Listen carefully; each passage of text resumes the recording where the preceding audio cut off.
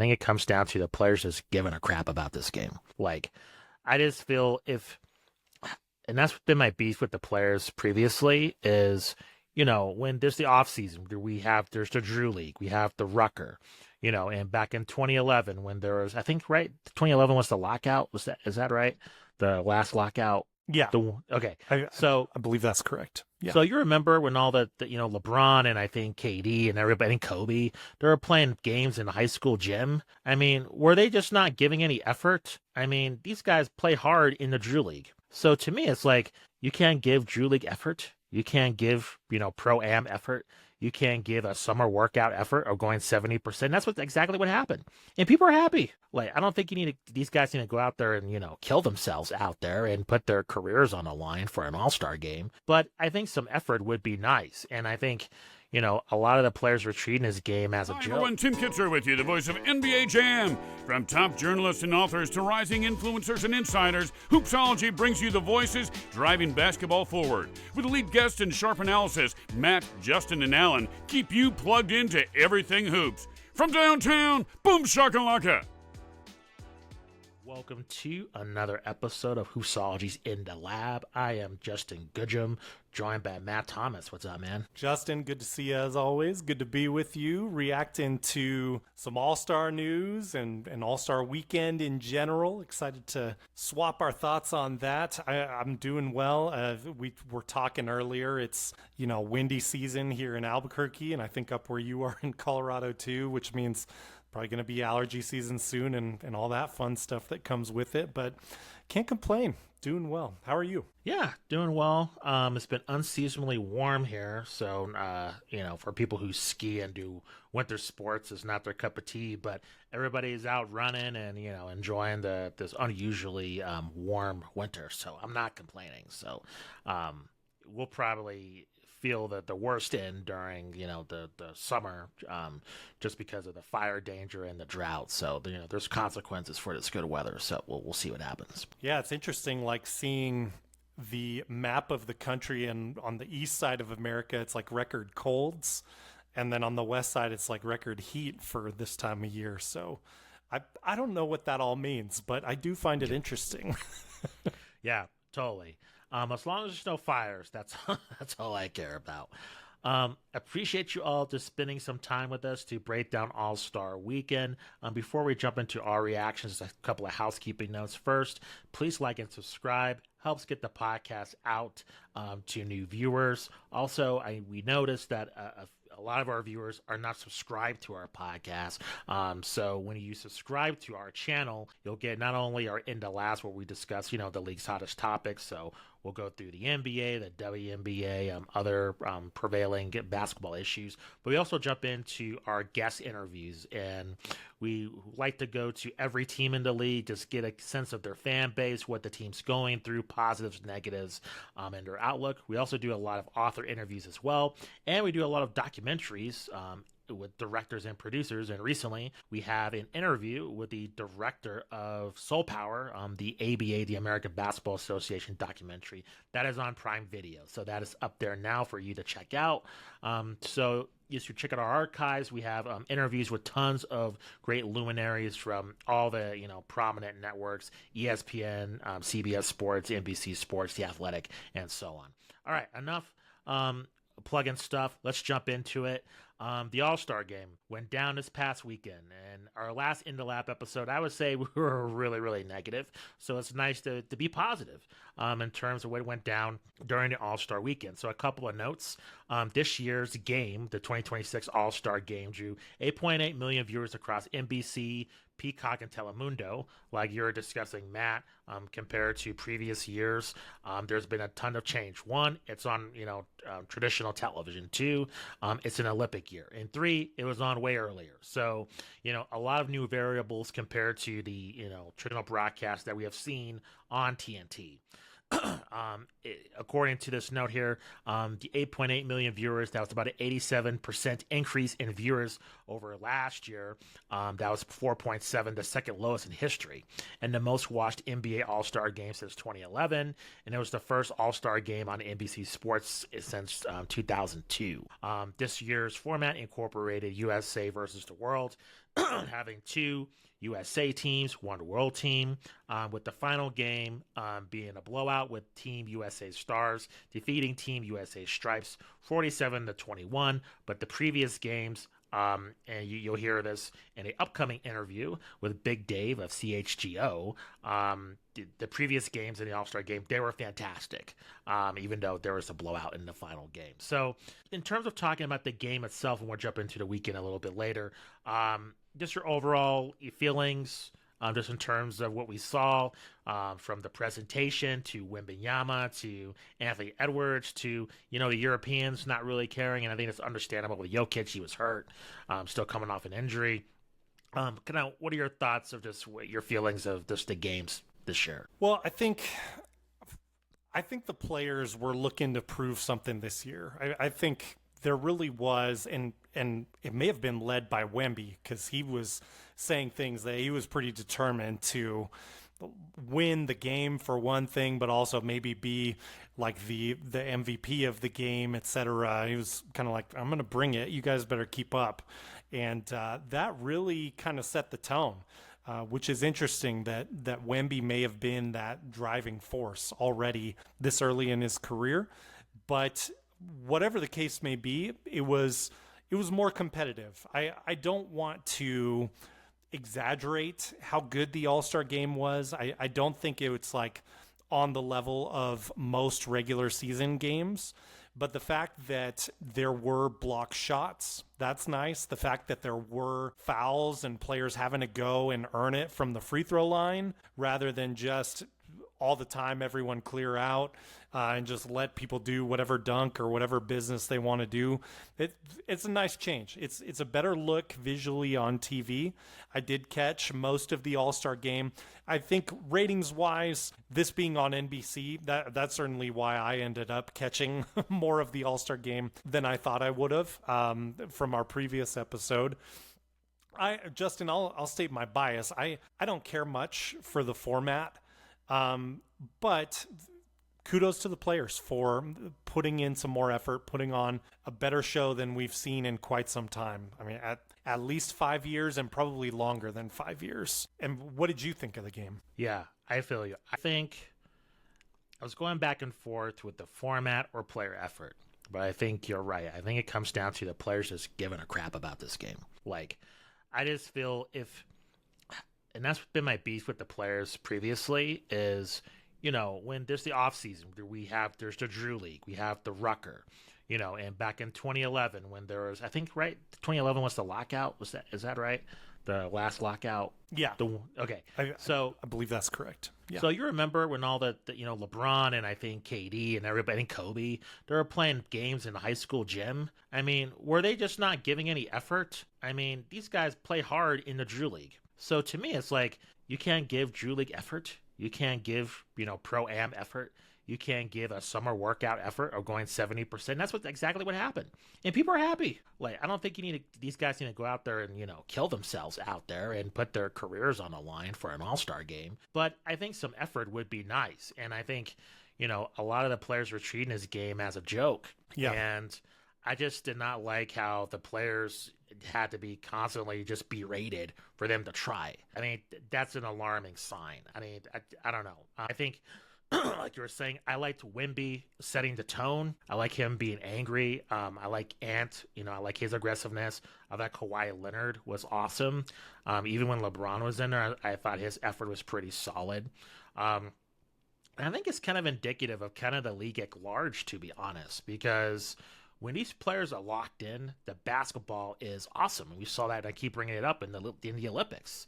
Like, that's how basketball should be all the time, is the Olympics in terms of the competitiveness. And I just think All-Star Weekend is kind of indicative of just how much the players have to be really berated to try. So overall, I think it's an effort thing, not a format. Whether you do East versus West, shirts versus skins, I don't know. Who likes Nintendo better than Xbox? Whatever you want to do. The difference in terms of how you pick teams, whatever. I just think it comes down to player effort. Yeah, and I think I still tend to side on if we want this game to be a yearly thing, if we want it to be relevant, maybe with kind of the old guard heading towards retirement, that's not just LeBron, but others there as well. Maybe that will spark a culture change organically in the NBA. Maybe. That's very wishful thinking. That's being very optimistic. I think the thing that you could do that we've talked about that I still, as I think about it more and more, it seems to be the route I would want. I would also want it as like, this gives me a reason as a fan to tune in, would be making this determine home court for the NBA Finals. That would drive some people crazy. But if we just have East versus West again, because of course you would have to align it that way, and then the winner gets home court in the finals, I do think you're going to see harder effort from the players. Certainly it at least, from 5+ teams, which presumably those top teams have a good amount of all-stars, there's built-in incentive right there. Makes total sense. I don't know that we'll ever see it get to that level, and maybe you could go back to an East-West format eventually, and Wemby presumably would have that same level of effort wanting to show up the East and represent for the West. I think he just really takes pride in any time he's on the court, and I appreciate that, and I hope that attitude carries over. I do think it's also the players are getting positive reinforcement right now, because I might not be as high on the game from the weekend as a lot of other people are, but that means that a lot of people, and especially in media, are giving the players praise for what happened this weekend, and I think the players are going to like that. Yeah, me too. I want to shift towards presentation. Yeah. I'll give my thoughts. We talked about this off air. A huge transition, and I have to admit, we want to talk about bias. I love the NBA All-Star Weekend on TNT. I love the shoulder programming that they had. I love when I don't know if you remember the fantasy draft, or they had open court, or they had the one year where they had the shenanigans where they're all doing games before, All-Star Weekend. Like, I don't know, just there's authenticity. Even if, like, I think one thing with the inside of the NBA guys is like, they're authentic. You might hate them, but they're not putting on some kind of facade of trying to be a broadcaster.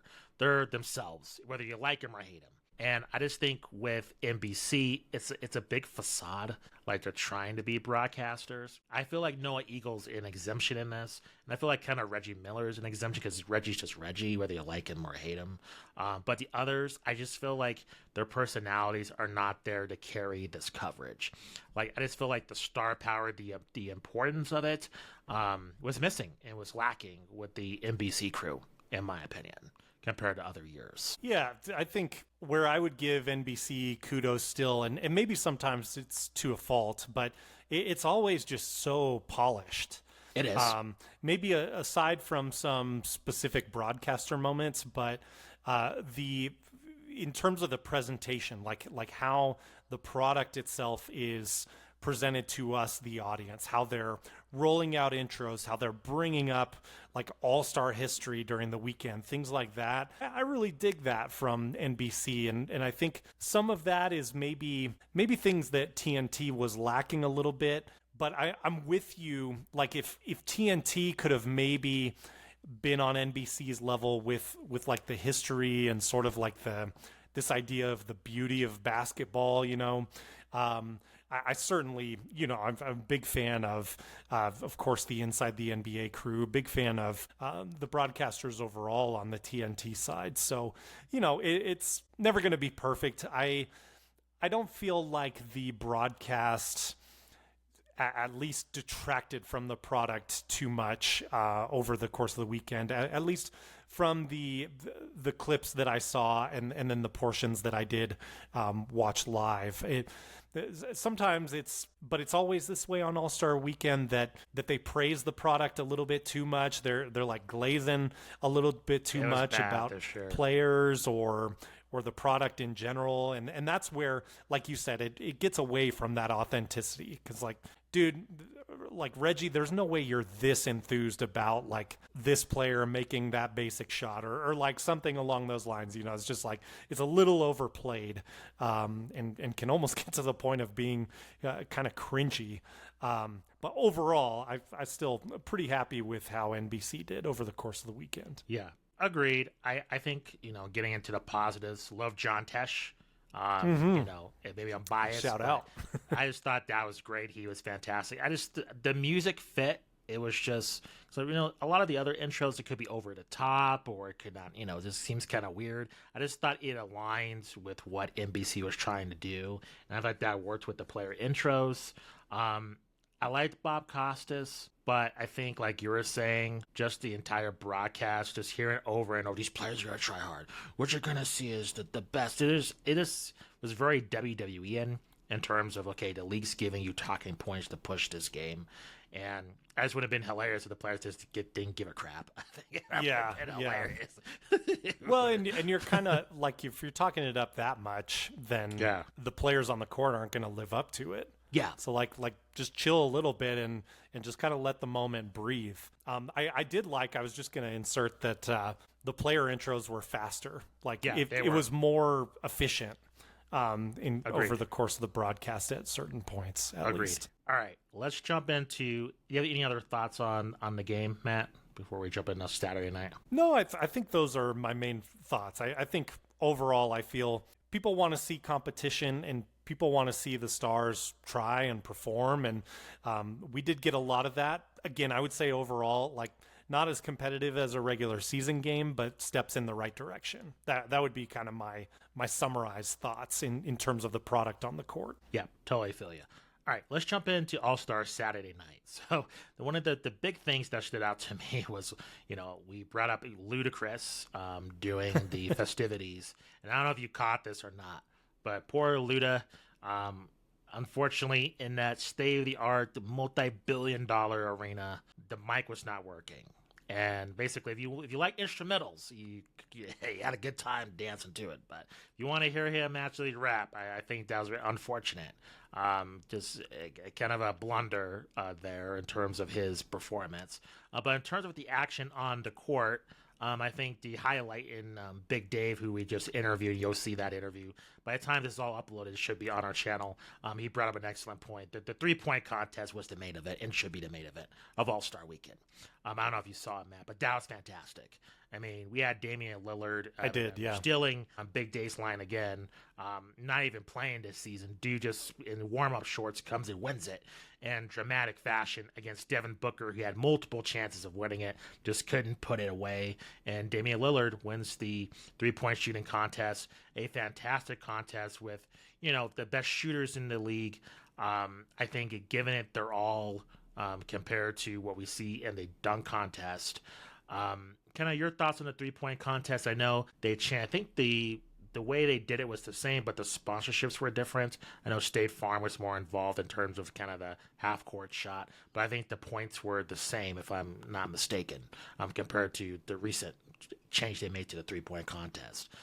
So kind of your thoughts on just that in terms of All-Star Saturday night? Yeah, I agree. I mean, the three-point contest is the main event now on Saturday night, it seems. And, you know, again, piggybacking from our conversation with Big Dave, shout out, love that guy. You know, the stars were there in the three-point contest, and it's All-Star Weekend. Your stars are going to be your magnet for what is the main attraction. And that's where the biggest stars were on Saturday night. My other thought I would add in is that I thought Con Knipple, killer. Very impressive. I know he flamed out at the end there, but for him to come in his first round, and I think he had like a 27 or something right off the bat, and just come in, I mean, pretty nice rookie statement there. Hanging with the big dogs for a minute there in the three-point contest. Of course, most everybody loves Damian Lillard, I think. And so seeing him wearing the Portland gear, kind of cool, kind of brings back some memories, of course. And then to have him win that contest a third time, also pretty cool. And Devin Booker, you know, right there with him. It comes down to the last shot. So you have kind of some drama and suspense there too. It's funny because there's not all that much to the three-point contest, so you wouldn't think it would play as well as it actually does on television. But, you know, the Moneyball element is always fun, and where they decide to put the rack that they select, that's the all Moneyball rack, you know, that adds some strategy to it, makes it a little more interesting.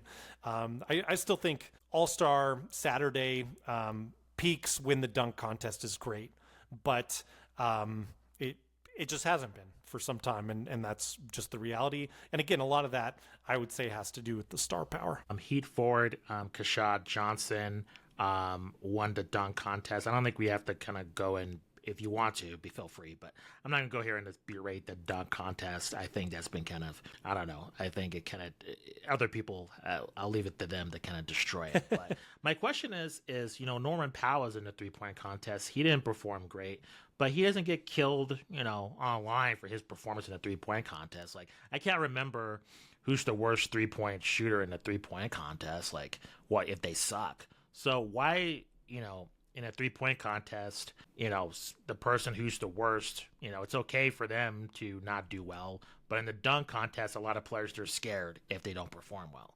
That seems like there's a lot of fear with a dunk contest. Like, if you don't do well, you're humiliated, which I don't think is true. Like, you went out there and tried. I mean, there just seems to be some kind of a danger factor in terms of like the reputation with the dunk contest compared to the 3-point contest. It's like, well, if you just score 5 points, well, it's all right. You just went out there. It's compared to the dunk contest where it's just like this shame if you don't do well. Where a lot of these guys, if they just, I don't know, if Zion just performs 50%, I still think he would probably win against this field. So I just feel like there's a, I don't know, different tinge in the dunk contest of fear. Am I mistaken in that? No, you're 100% right. I think it doesn't hit the 3-point contest as hard because the lowlights aren't as low. Like, people don't go back and really watch like a full minute of 3-point shots being heaved up at the basket and maybe bricked, if it's a low light situation.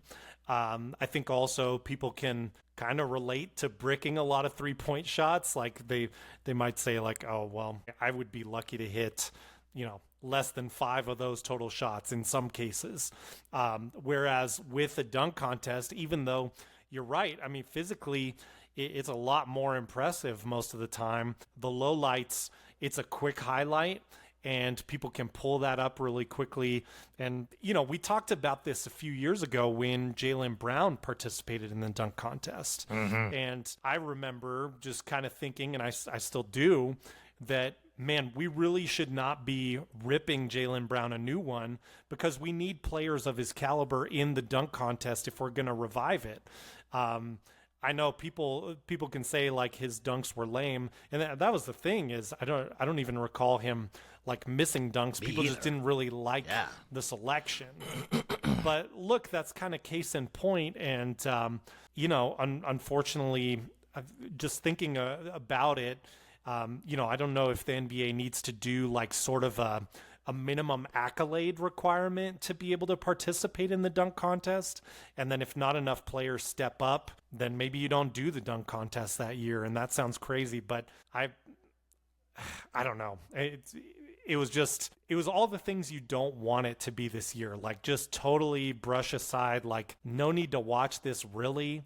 Shout out to the winner for getting it done, but it feels just really irrelevant. Well, I think a former guest of the show, Jordan Kilgannon, if I'm remembering his proposal, maybe I'm screwing it up, but maybe it's a mix of my own ideas. But I think you have social media, you have all these dunkers. We've interviewed 3 of them who are popular online. They've participated, on a dunking show on TNT. I don't get why there's got to be a dunker in every NBA city. You have them aligned with the NBA team. You have them dunk during halftime. You put it on social media. You have the players get in on it. You do a tournament based on who votes, and then your top 5 dunkers compete All-Star Weekend. And maybe you have, an NBA star aligned with them. Maybe you have the star participate with them. You just dunk over and pass the ball, something. Like, they drive anything. Instead of you have the stars involved, but at the same time, they're not taking the risk these professional dunkers are. Because I think now in 2026 with social media, you're seeing guys do all these crazy dunks, and this is their living, this is their livelihood. They're professional dunkers, and these NBA players mostly can't do what these dunkers can do, and vice versa. These dunkers can't play in the NBA. No disrespect, but I think it's 2 different things. I think it's the art form has evolved over time. And I think there needs to be an evolution in terms of how we approach the dunk contest. But you can still keep the players involved. Like, to me, I just think it's disrespectful if LeBron is not participating in a kind of a tournament structure where he doesn't have to dunk. So, that's where I think we should see some evolution in the format. Yeah, I mean, designated dunkers on teams, which, I think you're right. That was Jordan's suggestion on our show. It certainly brings, like, you have sort of a guaranteed element that it'll be impressive feats. I don't know if that would translate to, like, the pinnacle of, like, hey, if we had, LeBron James kind of continue in that tradition of star players of the league, even like face of the league type of players, like at least giving it a go. I don't know. That may overall be more impactful, even if the dunks aren't as much of a feat as those professional dunkers can do. It's something I'm sure we'll revisit, and I don't know that there's a simple solution, because it doesn't really seem like from this weekend, like I don't think what went down on Saturday night is going to motivate players to, hey, we got to jump in and save the dunk contest. If anything, is just, hey, that 3-point contest is pretty cool. I'm going to see if I can get into that next year. That's fun, and it's over quickly. I don't have to train as hard for that. Like, I shoot 3-pointers as part of my regular routine anyway.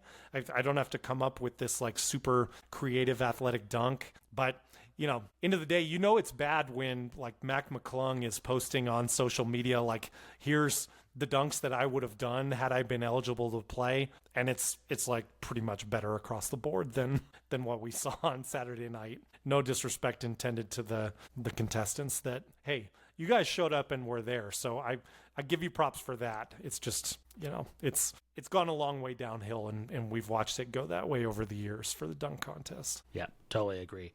Any other observations of Saturday night before we move on to kind of overall? No, I think, again, I just think Saturday night reaches its pinnacle, I think, even over a very good 3-point contest when the dunk contest is good. Like, agreed. Justin, I'll never forget when we were like texting during, and more than one time, the Aaron Gordon versus Zach LaVine dunk contests. I mean, you can't expect to have something like that every single year, but I don't think that's the expectation.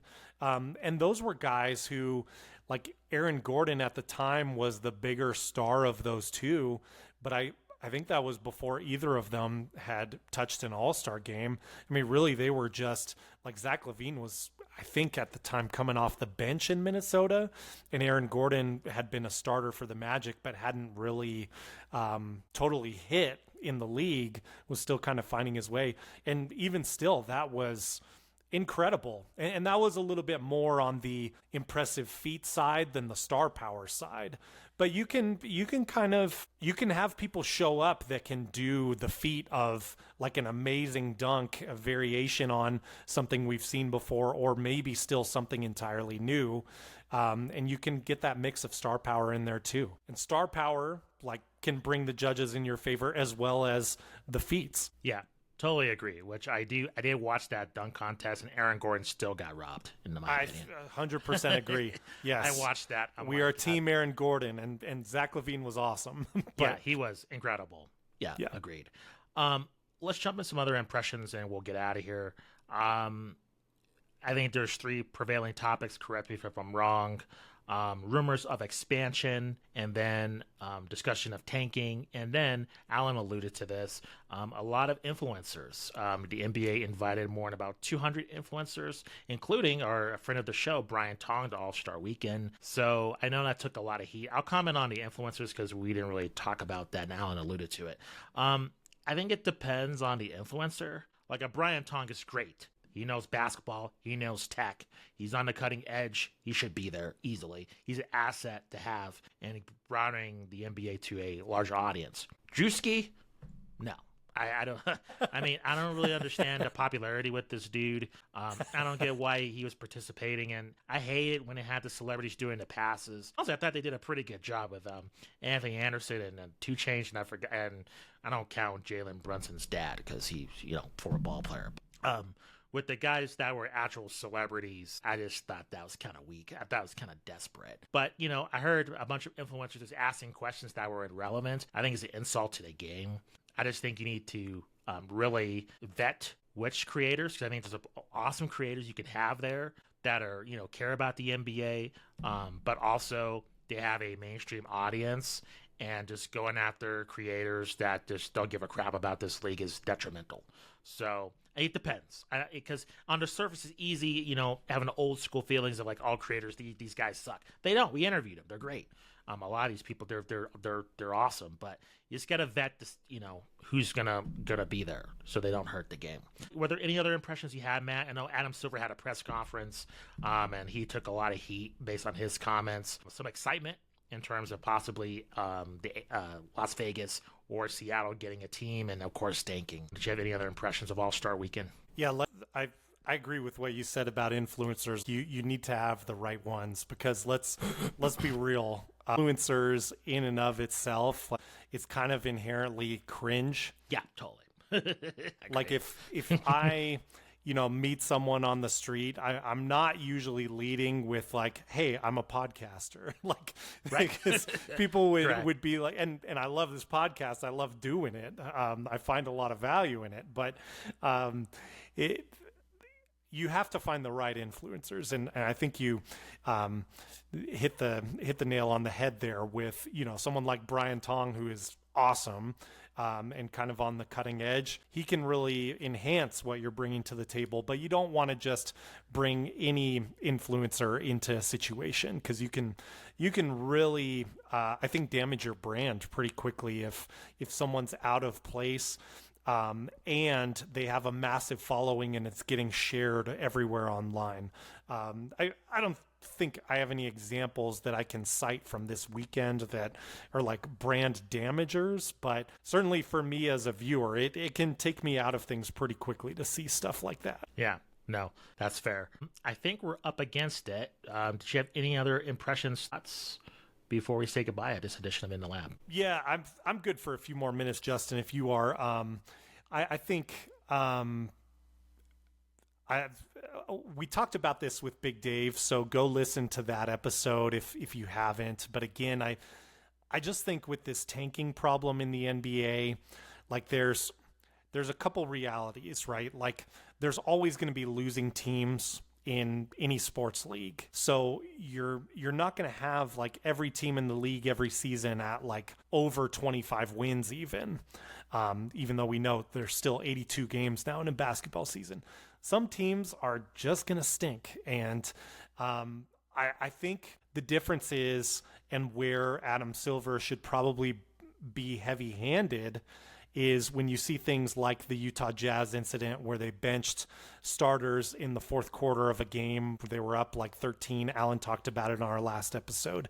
And then the starters sit and the Jazz lose the game. I think doing things, it's kind of like the ruling with like non-basketball moves that was ruled on about 2 seasons ago, and they stopped rewarding fouls for things like that. This is like a non-competitive spirit sort of thing. This is like bad for the spirit of competitiveness in the game. So I don't really mind that a team might stink.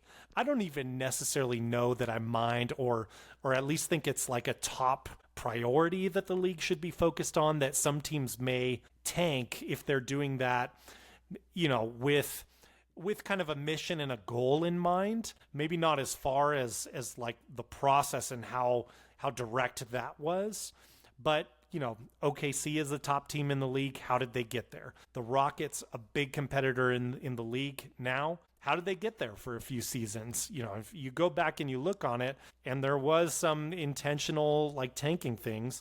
I think Alan referred to maybe those situations as sort of like ethical tanking.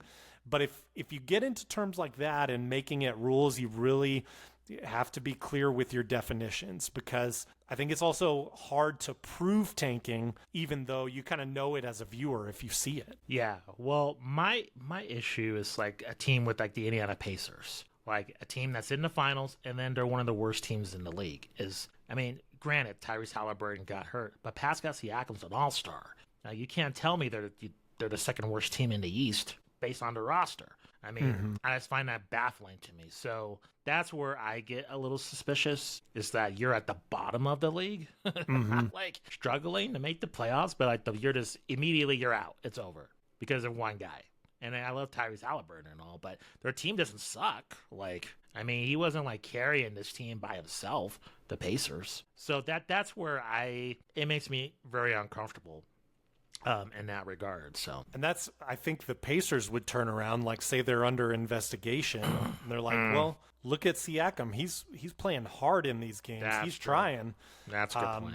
And I'm not disagreeing with what you say, Justin. I think that's really hard to come into and then like punish a franchise. Like it's hard to definitively prove that, even though it may certainly be correct. Yeah. I've heard some wild solutions to this in terms of abolishing the draft. Yeah. I don't know how feasible that is. Abolishing the draft and just have them become free agents. I think that I would argue, now I haven't done a deep dive on this, but yeah, I would argue I think that creates more problems than it solves. Yeah, me too. I don't know. Like, what do you do if you're like the Memphis Grizzlies and it gets to a situation like this? No disrespect on them. Or what do you do if you're like the Clippers, which historically hasn't been, they're like the stepbrother in LA, and players can just like not sign with you out of the draft. So like you're never getting rookies again. Yeah.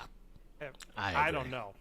I would need to see. I would need to probably read more first, but then also see like plans laid out and how that exactly would work. But I think it's typical of like a knee-jerk reaction, like, oh gosh, we see all these teams losing. This is the point of the season, right around All-Star break and before we get to the playoffs, where this always every year comes up as a big narrative, because the season gets a little more relaxed, like things sort of fall into place in the playoff matchups, but then you have teams that already at this point of the season are hopeless in terms of their playoff standing. And so we tend to focus in on these things. To me, abolishing the draft feels like an overcorrection. Yeah, I totally agree. We could spend all night on tanking.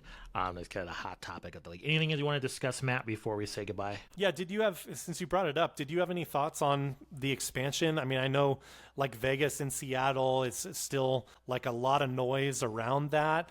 I mean, do you see that being like teams expand and we get two more teams in the NBA, or current struggling franchises maybe move from their situations or otherwise? I would say expansion. I'd be shocked if they're going to relocate teams.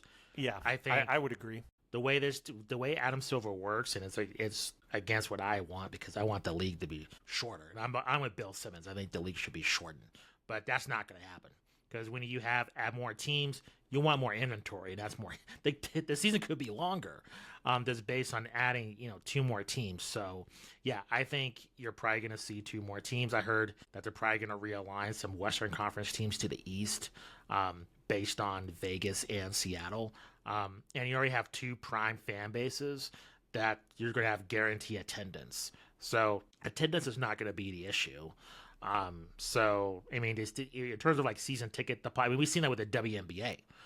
So you can imagine with the NBA, especially with the Seattle. I mean, they've been asking for a team for years, and Vegas has been a hotbed for sports. So both of those season tickets are gone once they announce a team there, from a business standpoint. So I think it's good for the league. I just wonder, again, I think with Adam Silver, I think what I've come to realize is that his mindset is very external and not necessarily internal in terms of improving the game. Yeah. He's more into like AI and tech and gambling and cryptocurrency and just all these other things that what about we have a game of basketball to play. Like, it's great that you're doing like these headsets and all these cool tech things. I love technology, but the product on the court still needs to matter. And I just haven't seen the proactiveness compared to baseball, where it's like, hey, the game's too slow, let's speed it up. You saw what happened with baseball. The World Series was awesome. Like, that was great. I haven't watched baseball in years. That was fantastic to watch. And I just feel like there's changes. We talked about this last time, that could be adopted from other frameworks, whether it's the elongated ending or international rules that could be applied to the NBA that could help the product a lot more.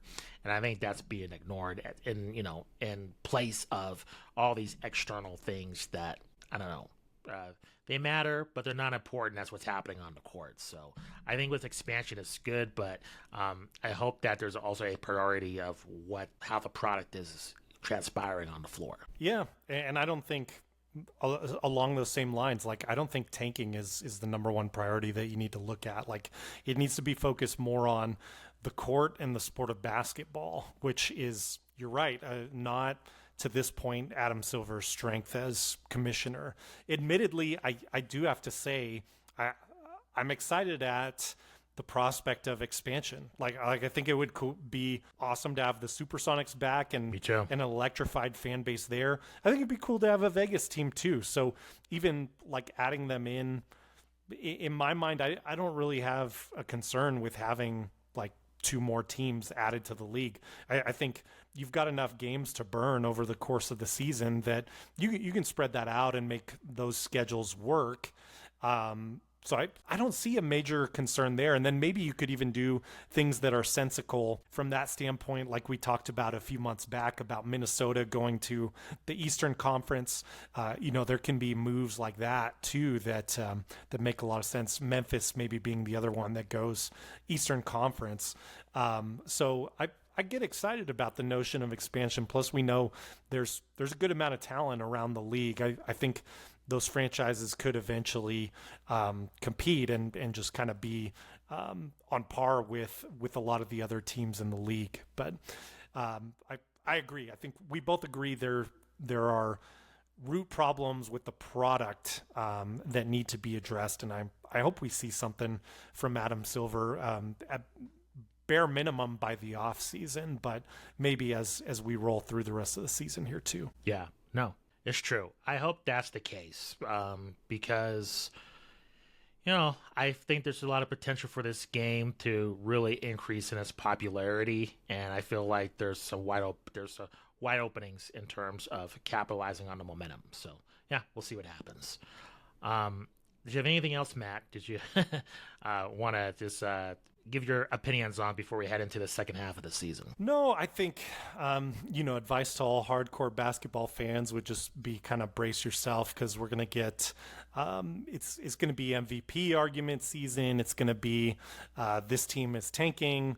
Let's talk about that. So, sometimes rightfully so. We're going to get those things, but keep your eyes on the prize, which is most likely, at least certainly in the Western Conference, going to be a pretty stacked playoff lineup for the first round of the playoffs. So definitely, think long term. Keep your eyes on the prize as far as that goes. Yeah, but it's going to be fun to watch. Especially, I'm hoping Wemby stays healthy. That's all I want. Wembanyama to stay healthy. I don't really care about which team wins, as long as he stays healthy. Because I just think the Spurs versus the Thunder, Nuggets, Rock, whoever. I think that's going to be awesome to watch. So that's what I'm hoping for. Absolutely, stay healthy. Yep. Well, thank you as always to our listeners and viewers. Let us know your thoughts about All-Star Weekend. Are you more positive or negative on All-Star Weekend? And I would love to know from you all, how would you fix the dunk contest if you're going to do it? Because I think that's the area that needs some love. Like, is it just star power? Do you like the dunkers on NBA rosters idea? Would love to know your thoughts on that. Check out our interviews. Again, we will be having, or if you have not already seen, a great interview with Big Dave that I'm excited for you all to listen to and get your thoughts on that as well. For Justin Goodrum, I'm Matt Thomas. Justin, before I do the full sign off, any last words? No, just questions, complaints, hoopsologypod@gmail.com. And that's it from me. Right on. Thank you again for your support. We appreciate you all. Hope you have a great week as we get back into the NBA season, and we will be back here on In the Lab very soon. Peace out. See ya.